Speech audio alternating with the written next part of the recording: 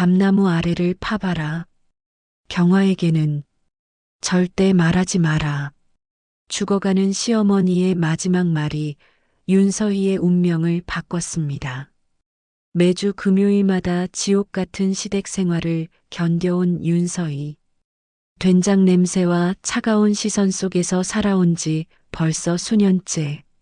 하지만 시어머니 정연아가 마지막 순간에 건넨 낡은 종이 한 장과 수상한 당부가 모든 것을 뒤바꿨죠. 이게 내 이름으로 된 통장이야? 밤중에 몰래 판 감나무 아래에서 나온 상자. 그 안에는 상상도 못한 비밀들이 숨어 있었습니다. 횡령각서, 녹음 파일, 그리고 신우이 윤경화의 충격적인 정체. 그 감나무는 원래 내 것이었지. 장례 3일째, 완벽한 외모로 나타난 경화. 하지만 그녀의 진짜 목적은 따로 있었습니다. 조작된 계약서와 거짓 증언으로 무장한 채 윤서희를 궁지로 몰아넣기 시작했죠. 며느리가 치매 어른 통장을 바꿨다며 하루아침에 동네 전체가 등을 돌렸습니다. 신문에 실린 거짓 기사, 마을 사람들의 차가운 시선. 심지어 남편마저 의심하기 시작했죠. 과연 윤서희는 이 거대한 음모에서 벗어날 수 있을까요? 시어머니가 마지막에 남긴 진짜 메시지는 무엇일까요? 그리고 감나무 아래 묻힌 진실이 밝혀지는 순간 모든 것이 뒤바뀝니다. 된장 항아리 속에 숨겨진 가족의 비밀. 15년간 참고 견뎌온 며느리의 반격이 시작됩니다. 지금부터 윤서희의 충격적인 복수가 펼쳐집니다. 대전역 플랫폼에서 윤서희는 또다시 진도행 기차를 기다리고 있었습니다. 매주 금요일 오후 2시 30분 출발하는 이 기차는 이제 윤서희에게 일상이 되어버렸죠. 손에 든 보스턴백 하나와 시어머니가 좋아하는 인삼차 한 상자가 전부였습니다. 기차 안에서 윤서희는 창밖을 바라보며 생각에 잠겼습니다. 언제까지 이렇게 살아야 할까요? 결혼한 지 15년이 지났지만 여전히 시어머니 정연화의 눈치를 보며 살아가는 자신이 한심했습니다. 남편 이재우는 서울에서 회사 일에만 매달려 있고 주말에도 골프나 회식으로 바쁘다며 진도에 내려오지 않았죠. 기차가 목포를 지나 진도에 도착하자 윤서희는 무거운 발걸음으로 버스에 올랐습니다. 진도읍내에서 다시 마을버스를 타고 30분을 더 가야 시어머니가 사는 고택에 도착할 수 있었죠. 버스 안에서 만난 마을 사람들은 윤서희를 보며 고개를 끄덕였습니다. 순한 며느리라고 소문이 났거든요. 고택 대문을 열고 들어서자 익숙한 된장 냄새가 코끝을 찔렀습니다. 마당 한편에 자리 잡은 장독대에서 나는 냄새였죠. 시어머니 정연아는 사랑채 마루에 앉아 콩을 다듬고 있었습니다. 70대 중반의 나이에도 불구하고 등이 꼿꼿하고 눈빛이 날카로웠죠. 어머니 왔습니다. 윤서희가 인사를 드리자 정연아는 고개만 살짝 끄덕였습니다. 말없이 방으로 들어가 짐을 정리하는 윤서희를 바라보는 정연아의 시선이 차갑게 느껴졌죠. 저녁 준비를 하라는 말도 없이 정연아는 장독대 쪽으로 향했습니다. 윤서희는 부엌으로 가서 밥을 짓고 나물을 무쳤습니다. 15년 동안 매주 반복해온 일이라 이제는 눈을 감고도 할 수 있었죠. 하지만 마음은 여전히 무거웠습니다. 밥상을 차리고 정연아를 부르니 묵묵히 자리에 앉았습니다. 식사 내내 두 사람 사이에는 침묵만이 흘렀죠. 가끔 정연아가 반찬 투정을 하거나 된장 맛이 예전 같지 않다고 중얼거릴 뿐이었습니다. 윤서인은 죄송합니다라고 대답하며 고개를 숙였죠.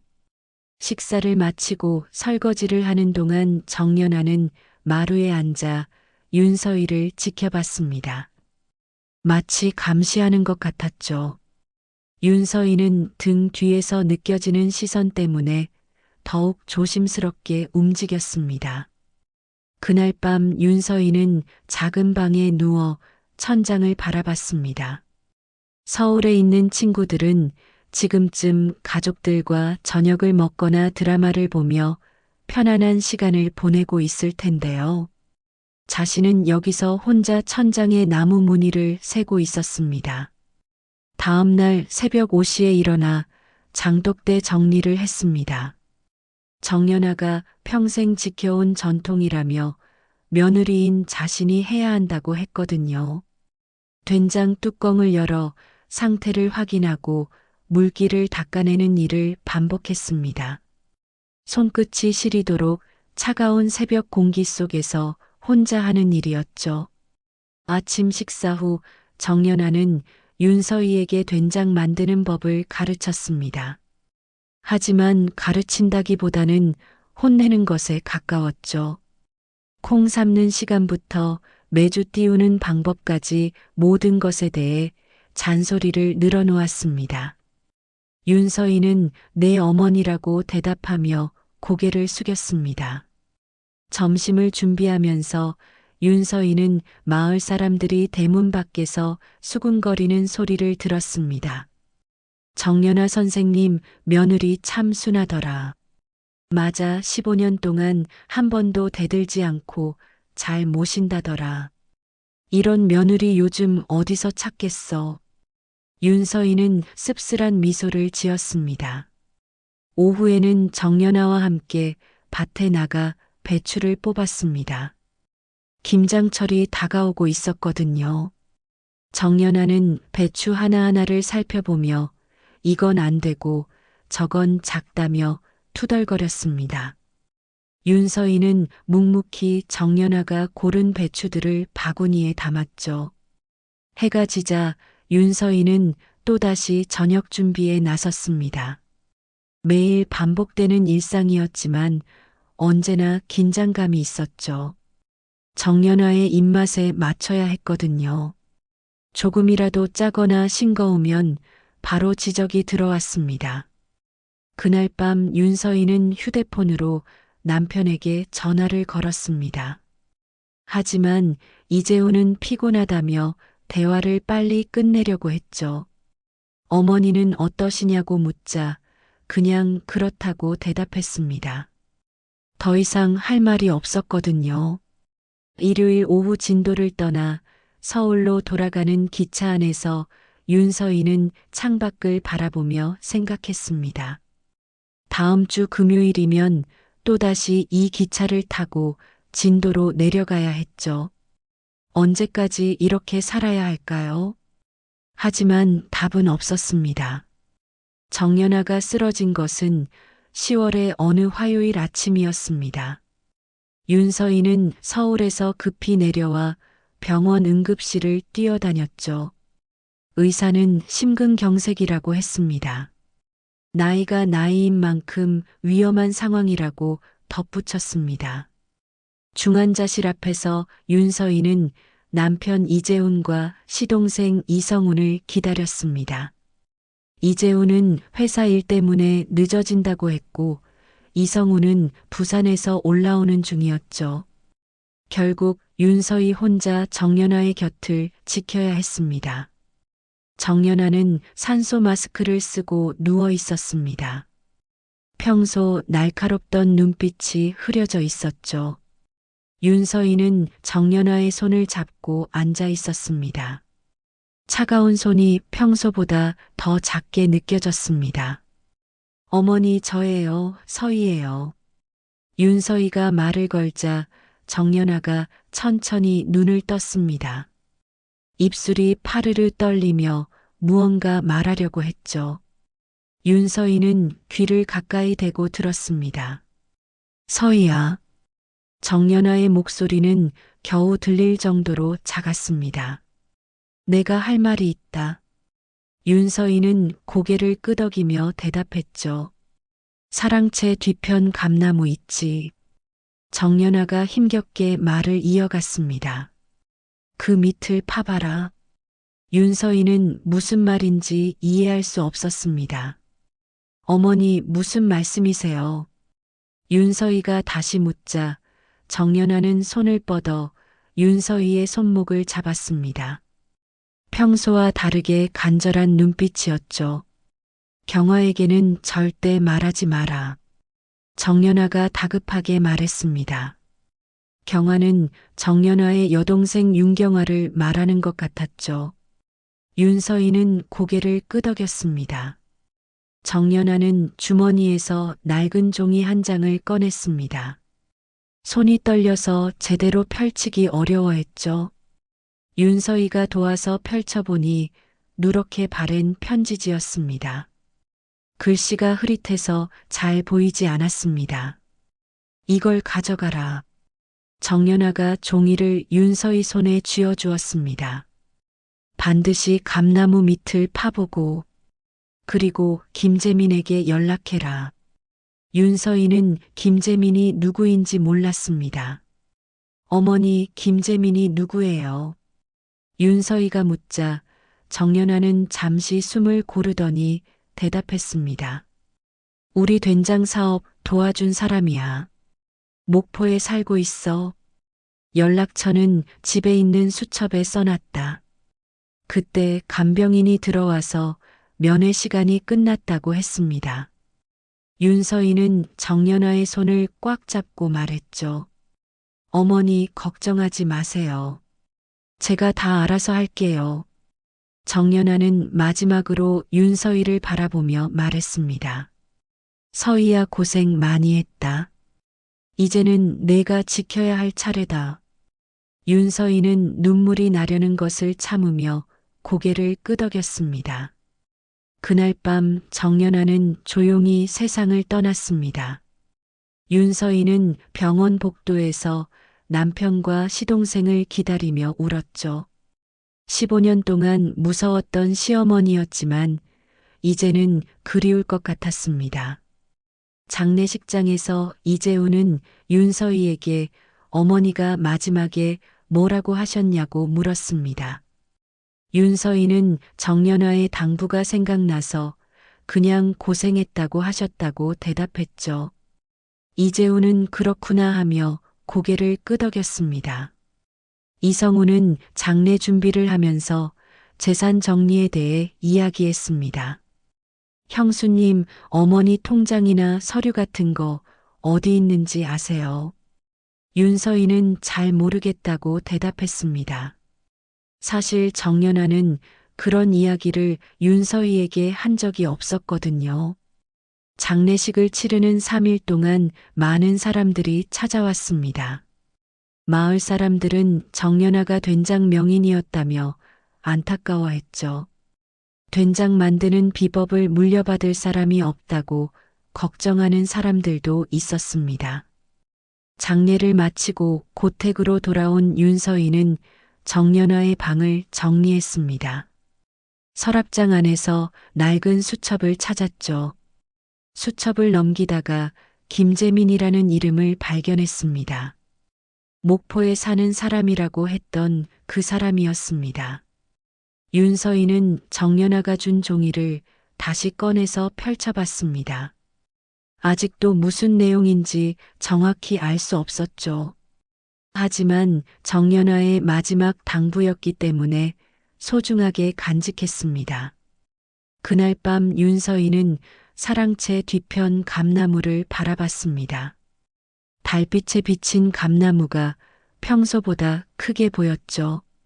정연아가 그 밑을 파보라고 했던 말이 계속 머릿속에 맴돌았습니다. 이재우는 서울로 돌아가야 한다며 윤서희에게 집 정리를 부탁했습니다. 며칠 더 있다가 올라오라고 했죠. 윤서희는 혼자 고택에 남게 되었습니다. 밤이 깊어지자 윤서희는 손전등을 들고 감나무 앞에 섰습니다. 정연아의 목소리가 귓가에 들리는 것 같았죠. 감나무 밑을 파봐라. 경화에게는 절대 말하지 마라. 윤서인은 삽을 들고 조심스럽게 흙을 파기 시작했습니다.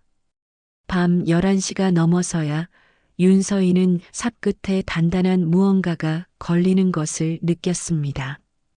손전등을 비춰보니 나무상자 모서리가 보였죠. 심장이 두근거리기 시작했습니다. 정연아가 정말 무언가를 묻어둔 것 같았습니다. 상자를 파내는데 30분이 더 걸렸습니다. 생각보다 깊이 묻혀 있었거든요. 윤서인은 흙을 털어내며 상자를 들어 올렸습니다. 오동나무로 만든 것 같았는데 꽤 무거웠죠. 사랑채로 가져와서 상자를 열어보니 여러 가지 물건들이 들어 있었습니다. 가장 위에는 봉투에 담긴 편지들이 있었죠. 그 밑에는 통장과 도장이 들어 있었습니다. 그리고 두꺼운 공책 하나와 서류 뭉치가 있었습니다. 편지를 먼저 꺼내서 읽어봤습니다. 정연아의 글씨로 쓰여진 것이었죠. 서희야, 이 편지를 읽고 있다면 내가 너에게 마지막 부탁을 한 것이겠구나. 윤서인은 눈물이 나려는 것을 참으며 계속 읽었습니다. 나는 평생 된장을 만들어 왔다. 하지만 그 과정에서 경화에게 큰 상처를 받았다. 경화는 내 여동생이지만 돈 때문에 나를 배신했다. 그 증거들을 이 상자에 넣어둔다. 윤서인은 다음 페이지를 넘겼습니다.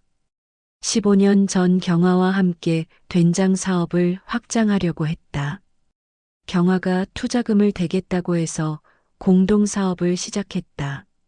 하지만 경화는 내 돈을 빼돌리고 사업에서 손을 뗐다. 그때부터 나는 경화를 멀리했다. 편지는 몇 장 더 이어졌습니다. 윤서인은 그동안 몰랐던 정연화의 과거를 알게 되었죠.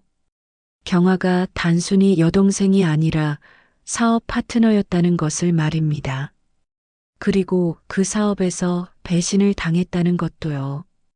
통장을 확인해 보니 윤서희 이름으로 되어 있었습니다. 언제 만들어진 것인지 모르겠지만 상당한 금액이 들어 있었죠. 정연아가 몰래 윤서희 명의로 저축을 해둔 것 같았습니다. 공책을 펼쳐보니 된장 만드는 방법이 자세히 적혀 있었습니다. 콩 고르는 법부터 메주 띄우기까지 모든 과정이 상세히 기록되어 있었죠. 마치 요리책 같았지만 정연아만의 비법들이 가득했습니다. 가장 중요한 것은 서류 뭉치였습니다. 그 안에는 윤경아가 쓴 각서가 들어 있었죠. 각서에는 정연아에게서 받은 돈을 반드시 갚겠다는 내용이 적혀 있었습니다. 날짜는 10년 전이었고 경화의 도장이 찍혀 있었습니다. 또 다른 서류에는 은행 거래 내역이 있었습니다. 경화가 정연아의 계좌에서 큰 금액을 여러 번 인출한 기록이었죠. 그리고 그 돈이 경화의 계좌로 이체된 흔적도 있었습니다. 윤서인은 모든 것을 다시 정리하며 생각했습니다. 정연아가 왜 이런 것들을 숨겨둔 것일까요? 그리고 왜 자신에게만 알려준 것일까요? 경화에게 절대 말하지 말라고 했던 이유가 이해되기 시작했습니다. 편지 마지막 부분에는 김재민에 대한 이야기가 있었습니다. 김재민은 정연아가 된장 사업을 할 때 도움을 준 사람이었죠. 그리고 경화의 배신에 대한 증인이기도 했습니다. 정연아는 김재민에게 더 많은 증거를 맡겨두었다고 했습니다. 윤서인은 다시 편지를 읽으며 정연아의 마음을 이해하려고 했습니다. 평생 동안 여동생의 배신으로 상처받았던 정연아가 마지막에 진실을 밝히고 싶었던 것 같았죠. 그리고 그 일을 자신에게 맡긴 것이었습니다. 새벽이 다가오자 윤서인은 모든 것을 다시 상자에 넣었습니다. 하지만 마음은 복잡했죠. 이 일을 어떻게 처리해야 할지 모르겠었습니다. 남편에게 말해야 할지도 고민이었습니다. 그런데 갑자기 대문에서 차 소리가 들렸습니다. 새벽 4시가 넘은 시간이었는데 누가 올까요? 윤서인은 급히 상자를 방 안에 숨기고 현관으로 나갔습니다. 문을 열어보니 시동생 이성훈이 서 있었습니다. 그런데 혼자가 아니라 정장을 입은 중년 남자와 함께 있었죠. 이성훈은 윤서희를 보며 말했습니다. 형수님 안녕하세요. 이분은 변호사님이에요. 이성훈이 옆 사람을 소개했습니다. 어머니 유산 정리 때문에 왔어요. 형수님만 혼자 처리하실 일은 아니죠. 윤서희는 갑작스런 방문에 당황했습니다. 새벽에 변호사까지 데리고 온 것이 이상했죠. 무언가 급한 일이 있는 것 같았습니다. 변호사는 윤서희에게 인사를 한 후 말했습니다. 고인의 재산 목록을 확인해야 합니다. 혹시 통장이나 중요한 서류를 보관하고 계신가요? 윤서희는 모르겠다고 대답했습니다. 이성훈은 집안을 둘러보며 말했습니다. 형수님, 어머니가 마지막에 뭔가 말씀하시지 않았나요? 중요한 이야기 같은 거 말이에요. 윤서희는 정연화의 당부가 생각났지만 아무것도 말하지 않았습니다. 그런데 변호사가 이상한 말을 했습니다.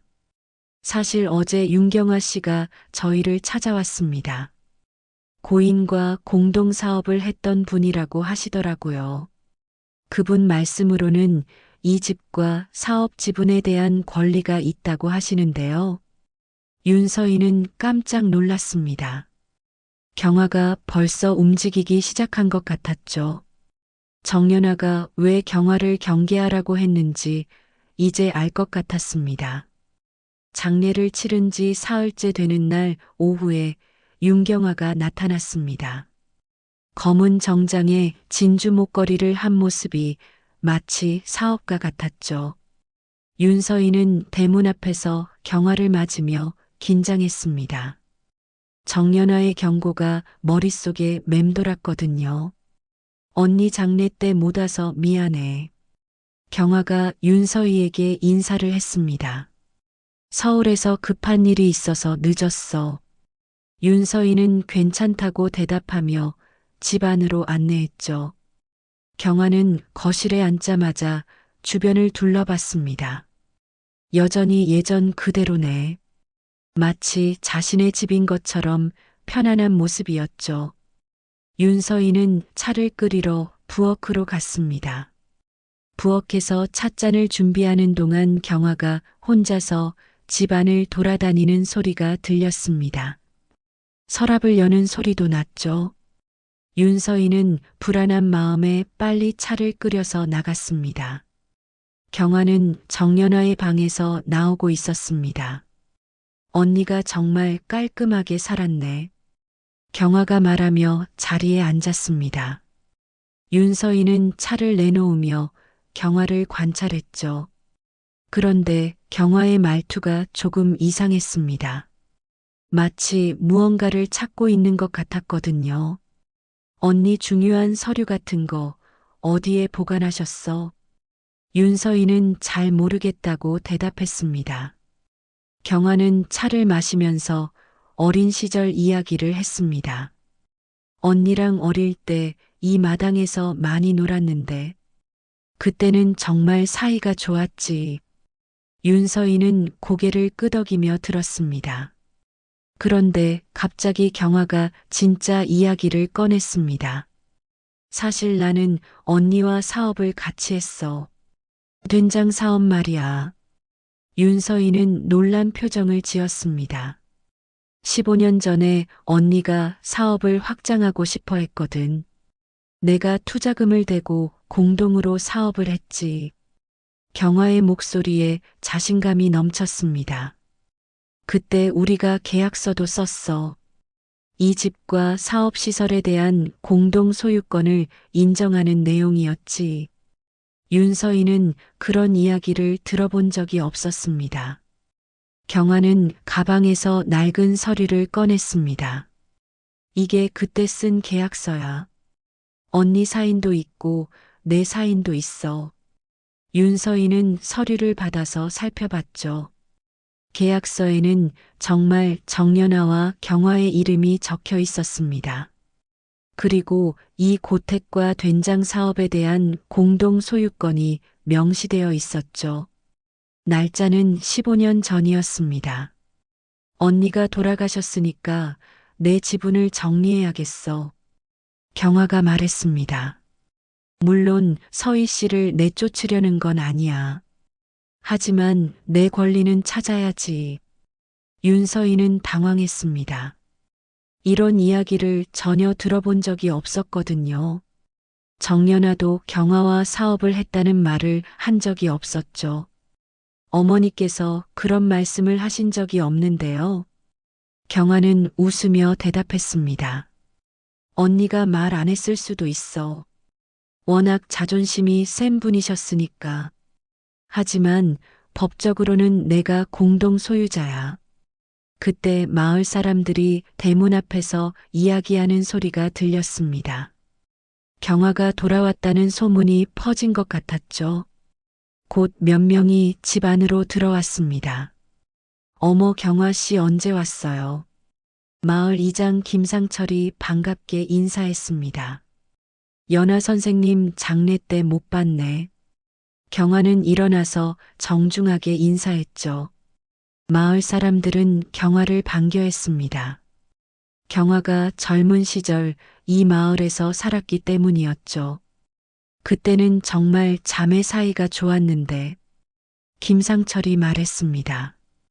그래도 경화 언니가 연아 선생님이랑 젊은 시절부터 된장 사업 같이 했잖아. 마을 부녀회장 박순자가 거들었습니다. 그때 사업이 잘 됐었는데 경화는 고개를 끄덕이며 말했습니다. 맞아요. 언니랑 정말 열심히 했죠. 이 집도 그때 같이 투자해서 고친 거예요. 마을 사람들이 그렇다고 맞장구를 쳤습니다. 윤서인은 마을 사람들의 반응을 보며 놀랐습니다. 모든 사람이 경화의 말을 당연하게 받아들이고 있었거든요. 마치 오래전부터 알고 있던 사실인 것처럼 말이죠. 박순자가 윤서희에게 말했습니다. 서희 씨는 몰랐나 봐요. 경화 언니가 이 집 지분이 있다는 거. 예전에 마을에서 다 아는 이야기였는데 윤서희는 아무 말도 할 수 없었습니다. 자신만 모르고 있었던 것 같았거든요. 경화는 윤서희를 바라보며 미소를 지었습니다. 걱정하지 마세요, 서희 씨. 경화가 친근하게 말했습니다. 우리 사이좋게 지내면 되잖아요.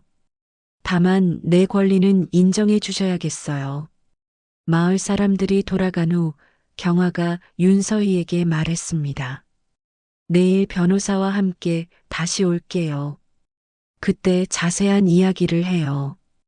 윤서희는 알겠다고 대답할 수밖에 없었습니다. 경화가 떠난 후 윤서희는 혼자 앉아서 생각했습니다. 정연아가 왜 경화를 경계하라고 했는지 이제 알 것 같았죠. 하지만 마을 사람들까지 경화의 편인 상황에서 어떻게 해야 할지 막막했습니다. 그날 밤 윤서희는 상자를 다시 꺼내서 정연아의 편지를 읽었습니다. 경화의 배신에 대한 이야기가 더욱 구체적으로 느껴졌죠. 이제 정말 싸움이 시작된 것 같았습니다. 경화가 다녀간 지 일주일 후 진도일보에 이상한 기사가 실렸습니다. 된장 명인의 유산을 둘러싼 가족 내 분쟁이라는 제목이었죠. 윤서희는 마트에서 신문을 보고 깜짝 놀랐습니다.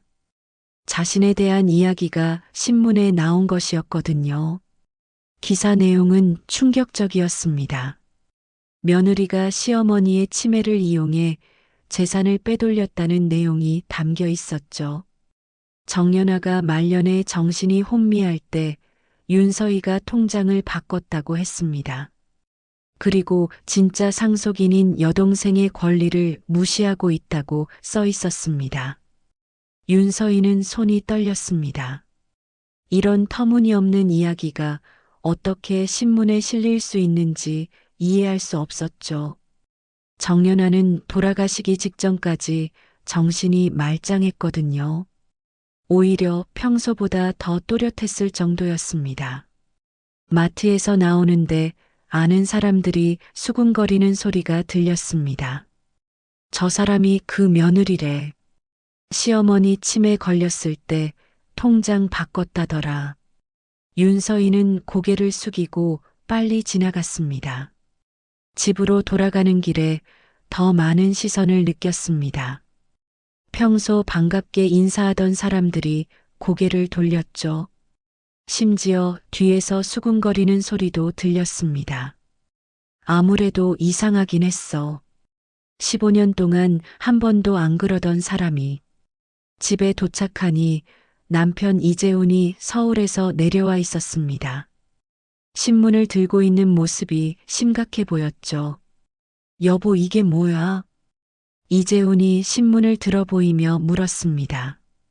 윤서희는 사실대로 말했습니다. 나도 모르겠어. 갑자기 이런 기사가 나왔어. 하지만 이재훈의 표정은 의심스러워 보였습니다. 혹시 정말 어머니가 뭔가 말씀하신 건 아니야? 이재훈이 다시 물었습니다. 통장이나 재산 이야기 같은 거 말이야. 윤서희는 아니라고 대답했지만 목소리에 확신이 없었습니다. 그때 시동생 이성훈이 전화를 걸어왔습니다. 형수님, 신문 보셨죠? 목소리가 차갑게 들렸습니다. 이런 식으로 일이 커지면 우리 가족 모두 힘들어져요. 이성훈은 계속해서 말했습니다. 솔직히 말씀해 주세요. 어머니가 정말 아무 말씀도 안 하셨나요? 윤서희는 당황하며 아무것도 모르겠다고 대답했습니다. 다음 날 윤서희가 시장에 나갔을 때 상황은 더 심각했습니다. 평소 친하게 지내던 김순옥 아주머니가 냉랭하게 인사했죠. 야채가게 사장님도 윤서희를 보는 눈빛이 다했습니다. 윤서희가 된장을 사려고 하자 야채가게 사장이 말했습니다. 우리 된장은 안 팔아요. 그냥 마트에서 사세요. 윤서희는 왜 그런지 물었지만 대답해주지 않았습니다. 정육점에서도 마찬가지였습니다. 평소 인사하던 사장님이 윤서희를 못 본 척했죠. 다른 손님들도 윤서희가 오자 대화를 멈췄습니다. 마치 윤서희를 피하는 것 같았습니다. 카페에서 커피를 마시려고 했는데 사장님이 말했습니다. 죄송한데 오늘은 자리가 없어요. 하지만 카페는 반쯤 비어 있었죠. 윤서희는 이해할 수 없다는 표정으로 나왔습니다. 집으로 돌아가는 길에 마을 이장 김상철을 만났습니다. 그런데 평소와 달리 인사를 건성으로 했죠. 서희 씨 요즘 힘드시겠어요? 김상철이 의미심장하게 말했습니다. 무슨 말씀이세요? 윤서희가 묻자 김상철이 대답했습니다. 아니, 뭐 신문에 나온 이야기 말이에요. 사실 마을 사람들이 다 궁금해하거든요. 김상철은 계속해서 말했습니다. 연아 선생님이 정말 그런 말씀을 하셨나요? 수연 씨한테만 모든 걸 맡기셨다고요. 윤서희는 어머니가 그런 말씀을 하지 않으셨다고 대답했습니다. 그런데 김상철의 반응이 이상했습니다. 그럼 경화 씨 말이 맞는 건가요? 옛날부터 공동사업자였다는 게 말이에요. 윤서희는 그것도 잘 모르겠다고 했습니다. 김상철이 윤서희를 의심스럽게 바라보며 말했습니다. 아무래도 이상하긴 해요. 갑자기 모든 걸 며느리한테만 맡겼다는 게. 그날 저녁 윤서희는 남편과 심하게 다퉜습니다. 이재훈이 정말 어머니가 아무 말씀도 안 하셨냐고 계속 물었거든요. 윤서희는 정연화의 당부가 생각났지만 말할 수 없었습니다. 여보, 솔직히 말해줘. 이재훈이 다급하게 말했습니다. 이런 식으로 소문이 나면 우리 가족이 어떻게 되겠어. 회사에서도 이상하게 보고 있다고. 윤서희는 눈물을 흘리며 말했습니다. 나는 정말 아무것도 모르겠어. 어머니가 그런 말씀을 하신 적이 없다고. 하지만 이재훈은 믿지 않는 것 같았습니다. 그날 밤 윤서희는 혼자 앉아서 생각했습니다. 경아가 이렇게 조직적으로 자신을 몰아가고 있다는 것을 알았죠. 신문 기사부터 마을 사람들의 반응까지 모든 게 계획적이었습니다. 윤서희는 정연아가 숨겨둔 상자를 다시 꺼냈습니다. 이제 정말 김재민에게 연락해야 할 때인 것 같았죠. 하지만 아직 용기가 나지 않았습니다. 혹시 김재민도 경아 편일까봐 두려웠거든요. 다음 날 아침 또 다른 충격적인 소식이 들려왔습니다. 마을 부녀회에서 윤서희를 부녀회에서 제명하기로 했다는 것이었죠. 박순자가 직접 와서 통보했습니다. 미안하지만 마을 분위기가 이래서는 어쩔 수 없어요. 윤서희는 완전히 고립된 기분이었습니다. 경아의 계획이 얼마나 치밀한지 알 수 있었습니다. 그날 밤 윤서희는 더 이상 참을 수 없었습니다. 정연아가 남긴 편지를 다시 꺼내서 읽어봤죠. 편지 마지막 부분에 적힌 김재민의 연락처를 찾았습니다. 손이 떨렸지만 전화를 걸기로 했습니다. 전화를 받은 김재민의 목소리는 차분했습니다. 연아 선생님 며느리시군요. 이미 소식을 들었어요. 윤서희는 안도감을 느꼈습니다. 김재민은 다음날 진도로 내려오겠다고 했습니다. 선생님이 맡겨둔 것들이 있거든요. 이제 꺼낼 때가 온 것 같네요. 윤서희는 감사하다고 말했습니다. 다음날 오후 김재민이 도착했습니다. 50대 중반의 단정한 모습이었죠. 목포에서 회계사무소를 운영한다고 자기소개를 했습니다. 정연아와는 오래된 사업 파트너였다고 했습니다. 김재민은 가방에서 두꺼운 파일을 꺼냈습니다. 선생님이 저한테 맡겨둔 자료들이에요. 경아 씨 관련된 모든 증거가 들어있죠. 윤서희는 파일을 받아들었습니다. 첫 번째 서류는 경아의 횡령각서였습니다. 정연아에게서 받은 사업 자금을 개인 용도로 사용했다는 내용이었죠. 경아에 잡힐 사인과 도장이 찍혀 있었습니다. 날짜는 10년 전이었습니다. 두 번째는 은행 거래 내역이었습니다. 경아가 사업 계좌에서 여러 차례 큰 금액을 빼낸 기록이 상세히 나와 있었죠. 그 돈이 경아의 개인 계좌로 이체된 흔적도 명확했습니다. 총 금액은 3억 원에 달했습니다. 세 번째는 가장 결정적인 증거였습니다. 경아와 정연아의 대화를 녹음한 파일이었죠. 김재민이 준비한 녹음기로 녹음한 것이라고 했습니다. 그때 이미 문제가 생길 것을 예상했다고 했습니다. 녹음 파일을 들어보니 경아의 목소리가 들렸습니다. 언니 미안해, 돈을 좀 더 써야겠어. 사업이 잘 안 되고 있어서. 정연아가 안 된다고 말하는 소리도 들렸습니다.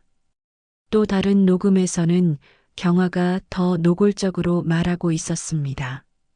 어차피 나중에 다 갚을 거야. 지금 급한 불부터 끄자. 정연아가 화를 내는 목소리가 생생했습니다. 김재민이 설명했습니다. 선생님이 경화 씨를 의심하기 시작한 게 그때부터예요. 그래서 저한테 모든 걸 기록해 달라고 하셨죠. 저도 회계사라서 법적 효력이 있도록 준비했습니다. 마지막 서류는 사업체 등록 관련 서류였습니다. 경화가 주장하는 공동사업자 계약서는 가짜라는 증거였죠. 진짜 사업체 등록은 정연아 단독 명의로 되어 있었습니다. 경화는 단순히 투자자였을 뿐이었습니다. 김재민이 윤서희에게 말했습니다. 선생님이 돌아가시기 직전에 저한테 연락하셨어요.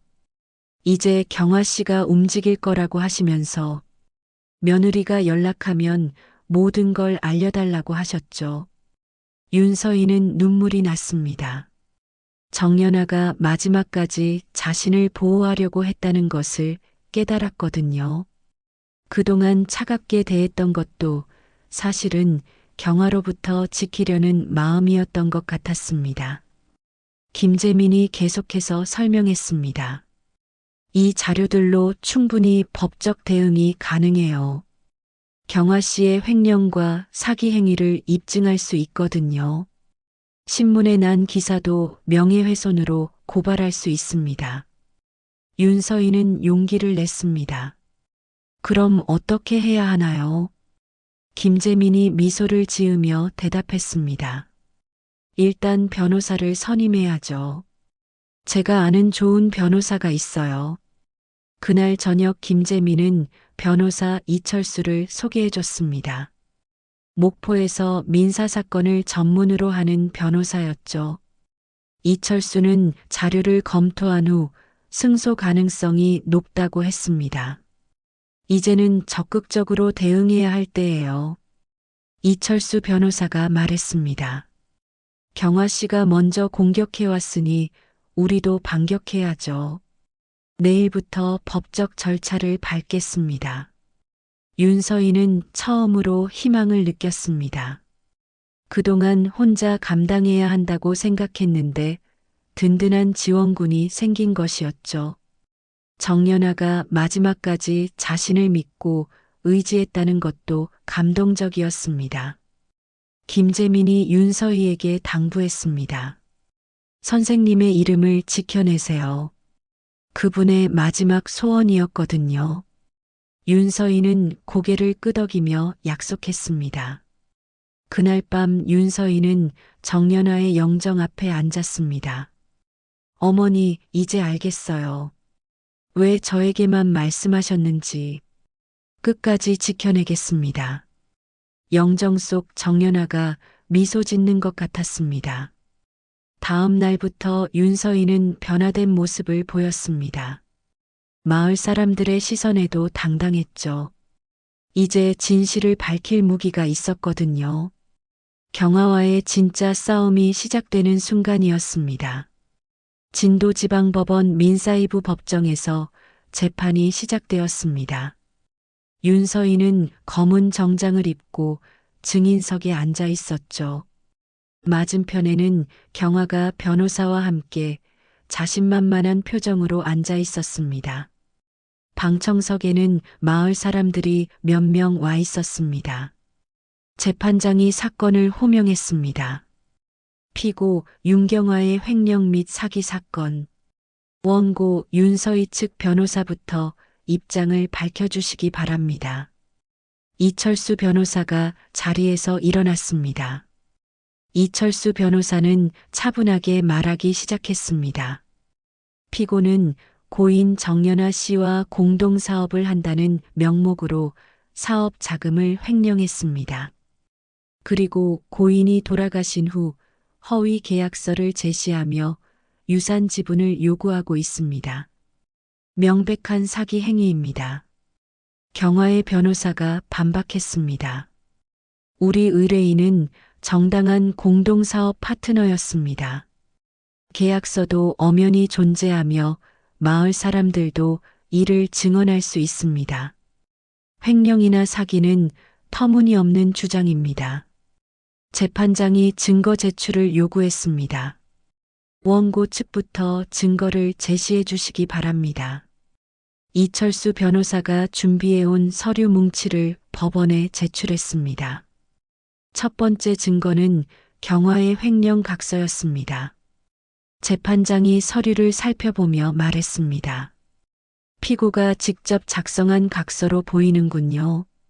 필적 감정을 의뢰하겠습니다. 두 번째 증거는 은행 거래 내역이었습니다. 검찰 출신인 이철수 변호사는 자신있게 설명했습니다. 피고가 사업 계좌에서 개인 계좌로 이체한 내역입니다. 총 3억 원에 달하는 금액을 무단으로 사용했습니다. 경화의 얼굴이 창백해졌습니다. 하지만 여전히 부인하며 변호사에게 뭔가 속삭였죠. 경화의 변호사가 일어나서 말했습니다. 그 돈은 사업 운영을 위한 정당한 지출이었습니다. 세 번째로 가장 결정적인 증거가 나왔습니다. 김재민이 증인으로 출석해서 녹음 파일을 제출했습니다. 재판장이 녹음 파일을 재생하자 법정이 조용해졌습니다. 경화의 목소리가 법정에 울려 퍼졌습니다. 언니 미안해, 돈을 좀 더 써야겠어. 사업이 잘 안 되고 있어서. 이어서 정연아의 화난 목소리도 들렸습니다. 너 지금 내 돈을 훔치고 있는 거야. 경화가 당황하며 일어났습니다. 그건 조작된 거예요. 그런 말을 한 적이 없어요. 하지만 재판장은 차분하게 진행했습니다. 김재민이 증언했습니다. 저는 정연아 선생님의 회계를 담당했습니다. 피고의 횡령 행위를 목격했고 선생님 요청으로 녹음했습니다. 모든 것이 사실입니다. 다음으로 사업체 등록 서류가 제출되었습니다. 이철수 변호사가 설명했습니다. 피고가 제시한 공동사업 계약서는 허위입니다. 실제 사업체 등록은 고인 단독 명의로 되어 있습니다. 경화의 변호사가 반박을 시도했습니다. 하지만 공식 서류 앞에서는 어쩔 수 없었죠. 경화가 제시한 계약서의 허위성이 드러난 것입니다. 마을 증인들도 출석했지만 상황이 달라졌습니다. 김상철이 증언석에 섰을 때 이철수 변호사가 물었습니다. 피고와 고인의 관계를 정확히 말씀해 주세요. 김상철이 머뭇거리며 대답했습니다. 그냥 자매 사이였는데요. 사업은 연아 선생님이 혼자 하셨어요. 경화 씨는 가끔 도와준 정도였죠. 다른 마을 사람들도 비슷하게 증언했습니다. 처음에는 경화 편이었지만 법정에서는 사실대로 말할 수밖에 없었거든요. 공동사업이라는 것은 경화의 주장일 뿐이었습니다. 결정적인 순간은 윤서희의 증언이었습니다. 재판장이 윤서희에게 물었습니다. 고인이 마지막에 하신 말씀을 정확히 들려주세요. 윤서희가 떨리는 목소리로 말했습니다. 어머님은 돌아가시기 직전까지 정신이 말짱하셨어요. 경화에게 절대 말하지 말라고 하시면서 감나무 밑을 파보라고 하셨습니다. 그리고 김재민 선생님께 연락하라고 하셨어요. 윤서희는 계속해서 말했습니다. 어머님은 죽는 순간까지 정신이 명확하셨어요. 저는 그분의 삶과 뜻을 지키고 싶었습니다. 신문에 나온 기사는 모두 거짓입니다. 경화가 마지막으로 자신을 변명하려고 했습니다. 하지만 각서에 사인한 사람 입에서 나올 말인가요? 재판장이 차가운 목소리로 말했습니다. 최종 변론에서 이철수 변호사가 정리했습니다. 피고는 고인을 속여 거액을 횡령했습니다. 그리고 고인이 돌아가신 후 허위 서류로 유산을 가로채려 했습니다. 엄중한 처벌이 필요합니다. 경화의 변호사는 더 이상 변명할 거리가 없었습니다. 증거가 너무 명확했거든요. 단지 선처를 호소할 뿐이었습니다.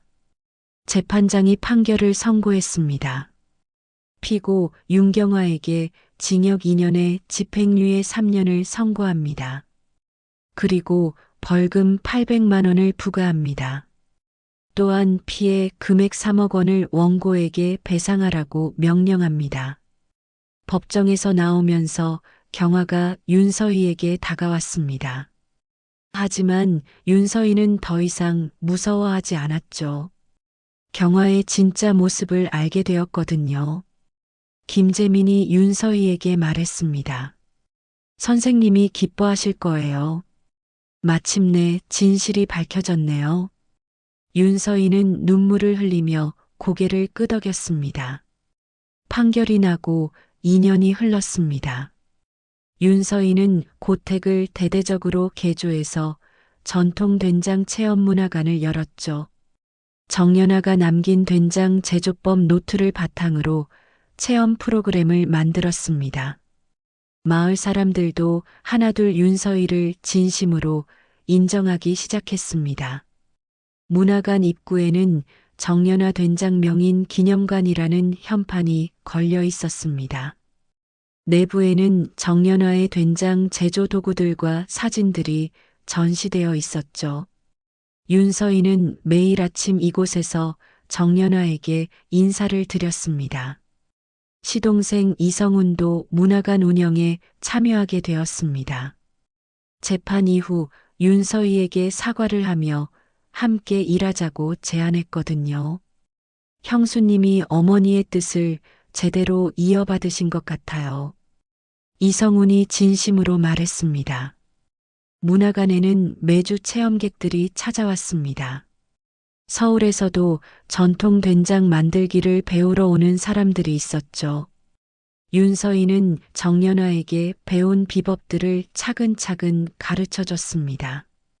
콩 고르는 법부터 메주 띄우는 방법까지 모든 과정을 설명했습니다. 마을 이장 김상철이 윤서희에게 말했습니다. 서희 씨 덕분에 우리 마을이 유명해졌어요. 관광객들도 많이 오고 마을이 살아났어요. 정말 고맙습니다. 박순자 부녀회장도 윤서희에게 사과했습니다. 그때 경화 씨 말만 믿고 서희 씨를 오해했어요. 이제는 서희 씨가 우리 마을의 자랑이에요. 윤서희는 웃으며 괜찮다고 대답했습니다. 문화재청에서도 관심을 보이기 시작했습니다. 정연아의 된장 제조법이 전통 방식을 그대로 보존하고 있다는 평가를 받았거든요. 담당 공무원이 찾아와서 무형문화재 등록을 검토하겠다고 했습니다. 몇 달 후 정말로 정연아의 된장 제조법이 무형문화재로 등록되었습니다. 그리고 윤서희가 차세대 명인으로 선정되었죠. 시상식에서 윤서희는 정연아의 영정을 바라보며 말했습니다. 어머니, 저희가 해냈어요. 어머님의 비법이 영원히 보존될 거예요. 윤서희의 목소리가 떨렸습니다. 남편 이재훈도 변했습니다. 이제는 주말마다 진도에 내려와서 문화관 일을 도왔죠. 여보, 미안했어. 그때 믿지 못해서. 윤서희는 이해한다고 대답했습니다. 김재민도 문화관의 고문 역할을 맡았습니다. 정연아와의 추억을 바탕으로 된장 사업의 역사를 정리해줬거든요. 선생님이 정말 기뻐하실 거예요. 김재민이 말했습니다. 봄이 되자 감나무에 새싹이 돋아났습니다. 윤서희는 그 아래에서 정연아에게 조용히 인사를 드렸죠. 어머니, 감사합니다. 잘 지켜내고 있어요. 문화관 방문객 중에는 젊은 사람들도 많았습니다. 전통 음식에 관심이 많은 요리사들이나 블로거들이었죠. 윤서희는 그들에게 된장의 진짜 맛을 알려주었습니다. 어느 날 서울에서 온 방송국 PD가 문화관을 찾아왔습니다. 전통 장 만들기 다큐멘터리를 제작하고 싶다고 했죠. 윤서인은 기꺼이 협조하겠다고 대답했습니다. 방송이 나간 후 문화관은 더욱 유명해졌습니다. 예약 없이는 체험하기 어려울 정도로 인기가 높아졌죠. 윤서인은 바쁜 나날을 보내면서도 행복했습니다. 마을 청년들도 문화관에서 일하기 시작했습니다. 고향을 떠났던 젊은이들이 다시 돌아온 것이었죠. 윤서인은 그들에게 된장 만들기를 가르쳐 주었습니다.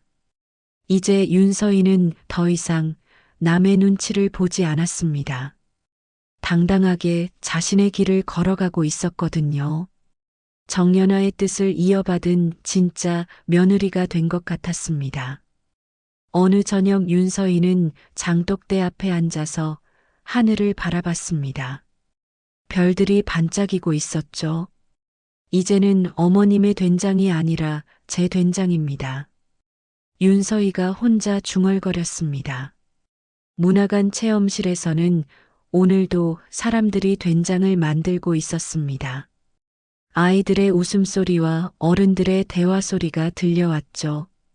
이 소리를 들으면 정연아도 기뻐할 것 같았습니다. 윤서희는 정연아의 영정 앞에서 마지막 인사를 드렸습니다. 어머니, 이제 정말 안심하셔도 돼요. 저는 어머님이 지켜온 전통을 계속 이어갈 거예요. 그리고 더 많은 사람들에게 전해줄 거예요. 감나무 아래로 산책을 나간 윤서희는 별빛 아래서 미소를 지었습니다. 정연아가 마지막에 남긴 선물이 이렇게 큰 결실을 맺을 줄 몰랐거든요. 이제 진짜 새로운 시작이었습니다. 그날 밤 윤서희는 일기장에 썼습니다. 오늘부터 나는 정연아 어머님의 며느리가 아니라 된장명인 윤서희입니다. 앞으로도 이 전통을 지켜나가겠습니다. 감나무 아래서 시작된 진실이 이렇게 아름다운 열매를 맺었습니다. 감나무 아래서 시작된 작은 비밀이 한 여자의 인생을 완전히 바꿔놓았습니다.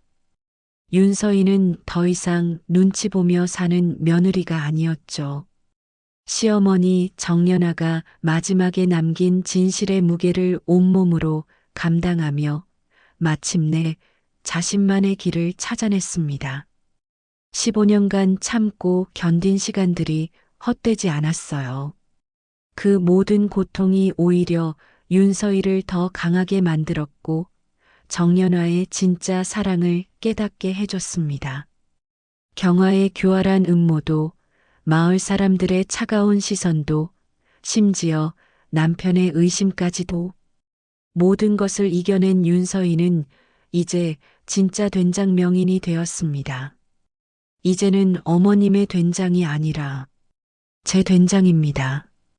때로는 진실이 늦게 밝혀져도 결국 악은 처벌받고 선은 보상받게 되어 있나 봅니다. 정연아가 감나무 아래 묻어둔 것은 단순한 증거가 아니라 며느리에 대한 마지막 사랑이었던 거죠. 윤서희의 이야기가 여러분에게도 용기를 주었기를 바랍니다. 아무리 힘든 상황에서도 포기하지 않으면 언젠가는 진실이 승리한다는 것을 말이에요. 이런 감동적인 복수 스토리가 또 보고 싶으시다면 구독 버튼과 좋아요 버튼을 꼭 눌러주세요. 구독자 여러분, 오늘도 함께 해주셔서 감사합니다.